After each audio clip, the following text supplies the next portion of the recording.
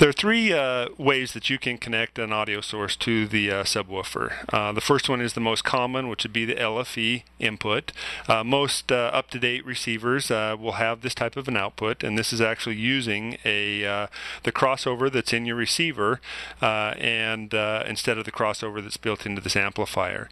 And how you connect that is using an RCA patch cord from your receiver and plugging it into this jack. In this position, or this installation, this dial down here would not be used. You would not use the frequency or crossover adjustments when you're using the LFE input, because all of those adjustments are done at the receiver location. The second type of installation is your low-level right and left inputs, and they would go into here. This is for a receiver that doesn't have an LFE input or output, and in this case you would use your crossover in the lava sub, and you would use this dial to adjust your different frequency ranges. The last and probably the most probably not used all that often is the high level, which is designed for a speaker, two-channel speaker setup. This is where you would take your speaker wires from your receivers, your left and your right, and they would go into the left and then also into the right side.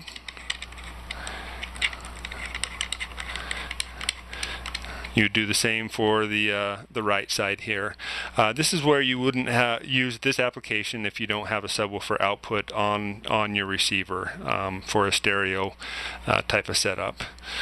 What you have here on the bottom half of the amplifier is the volume, so you can adjust the amount of output you want on your receiver. Again, the frequency range, you can adjust the sound, how low or how high the subwoofer goes.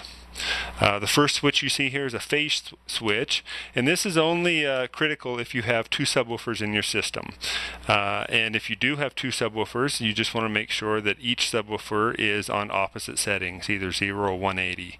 In a single subwoofer setting, it doesn't matter which setting it's in. The last switch that you see here is your power. You have three settings. One is in the off position, and that would turn this power light to red, and the subwoofer is not going to operate in this setting. Then you have the on, which is all the way to the right, and that would turn this light to green, and this subwoofer or this amplifier would be in an always on ready state. The middle setting, which is the auto setting, is an auto sensing, and what it's going to do is going to turn this light red, and when there's an audio source present in one of these three inputs, it'll turn green and the subwoofer will be active. After that source has gone away or been turned off, it will go into a sleep mode after a few minutes and turn the light red. You also have the main power switch on and off, that you can override any of these switches by turning this one on or off. And then you have your power plug with your fuse access here that you can check any fuse if you have a problem with the power. You also have a replacement fuse inside there to fix any blown fuse problems. And there also is a setting here for different voltages in different countries.